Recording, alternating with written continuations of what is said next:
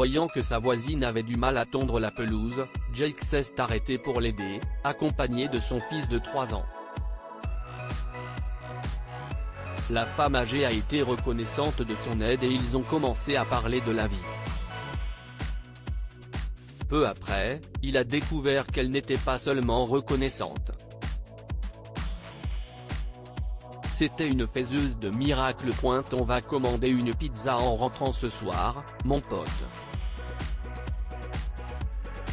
Qu'en penses-tu ? Demanda Jake à son fils, Andy, qui était assis dans son siège de voiture et jouait avec sa tablette. Le gamin s'est contenté de fredonner à son père, et Jake a soupiré.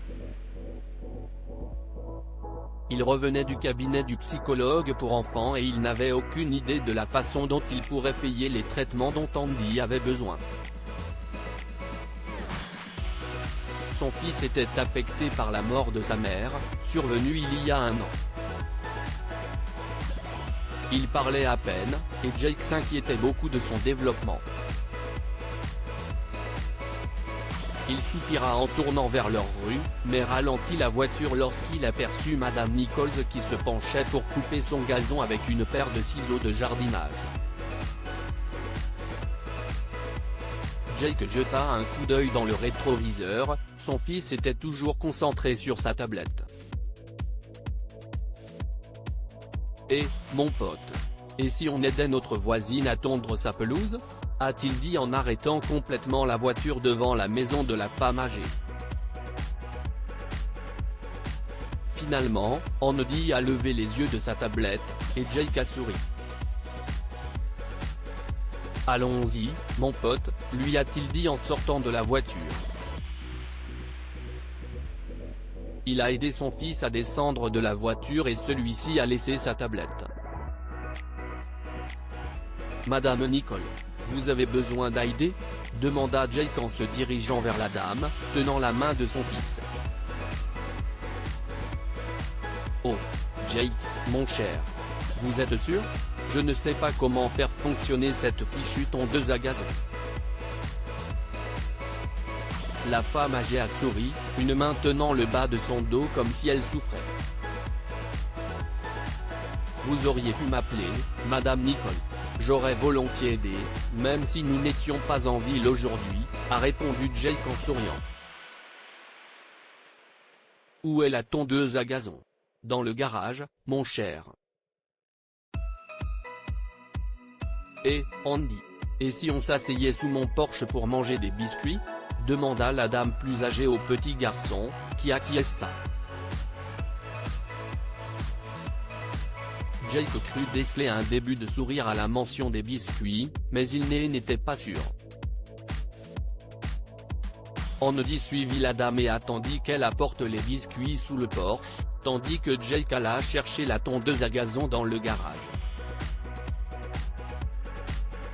Le jardin de la dame était sérieusement envahi par la végétation, si bien que le travail prit un certain temps, et à un moment donné, Andy vint même faire semblant d'aider son père. Mais il est vite retourné manger d'autres biscuits. Madame Nichols tapota l'épaule de Jake, le faisant sursauter. « Eh, Jake. Andy s'est endormi malgré tout ce bruit, a-t-elle dit doucement.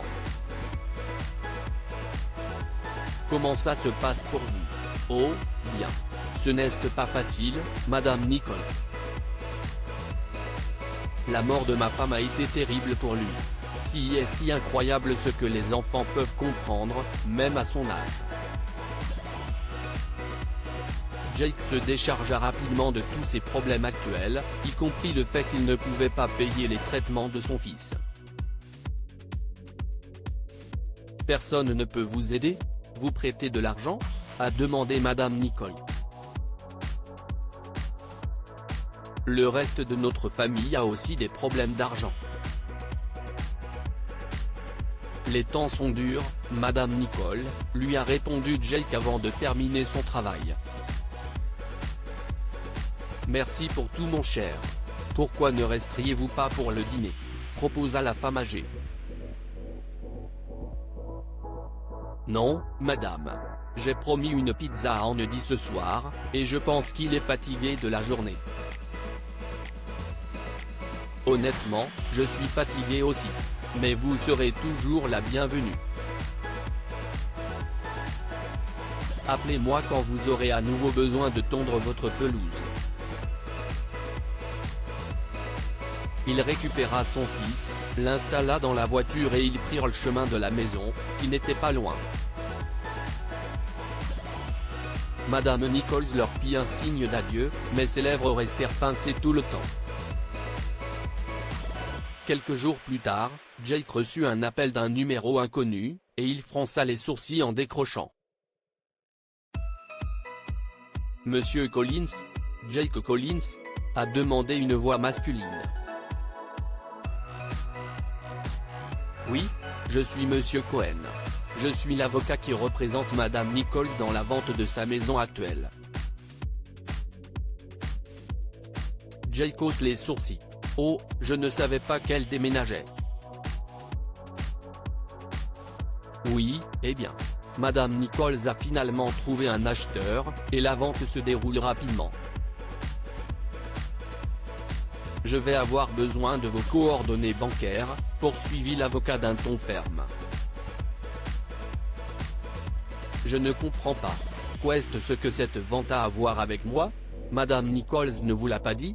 Elle vous donne 100 000 $ sur les bénéfices de la vente. Comme un héritage, mais elle veut que vous le receviez immédiatement, a expliqué Eve. Cohen, et la mâchoire de Jake s'est décrochée. Si est tellement généreux, souffla-t-il au téléphone, et soudain sa sonnette retentit. Madame Nichols était juste à l'extérieur avec un large sourire. Jake lui fit signe qu'il était au téléphone. Oui, si est bien cela. Quoi qu'il en soit, veuillez m'envoyer les détails dès que possible, et nous pourrons procéder au transfert. Merci, termina l'avocat avant de raccrocher. Avant que Madame Nichols ne puisse dire un mot, Jake s'est approché d'elle et la serré très fort dans ses bras, les yeux remplis de larmes. Elle lui tapota longuement le dos. Ils ont parlé pendant des heures ce jour-là, et Jake l'a beaucoup remercié. Il lui a également promis de lui rendre visite là où elle irait, ce qui l'a fait rire. L'argent a servi à financer le traitement d'Andy et, finalement, le jeune garçon a commencé à aller mieux. Lorsqu'il est entré à l'école maternelle, il parlait à nouveau, riait et jouait avec les autres. Jake savait que rien de tout cela ne serait arrivé sans l'aide de Madame Nichols. Que pouvons-nous apprendre de cette histoire? Aider les autres peut changer votre vie. Jake s'est arrêté pour aider la vieille dame à tondre sa pelouse malgré tous ses soucis, et il a reçu un énorme cadeau en retour. Les enfants sont plus intuitifs et plus intelligents que vous ne le pensez. Certains parents font l'erreur de penser que leurs enfants ne sont pas sensibles jusqu'à un certain âge, mais ils apprennent tellement de choses. Heureusement, Jake a obtenu pour Andy le traitement dont il avait besoin. Partagez cette histoire avec vos amis. Elle pourrait égayer leur journée et les inspirer. Lire aussi, un homme trouve une note sur laquelle il est écrit Adam, 10 ans, aidez-moi sous le siège d'un taxi. Pour lire plus d'histoires, abonnez-vous à Amomama sur Google News.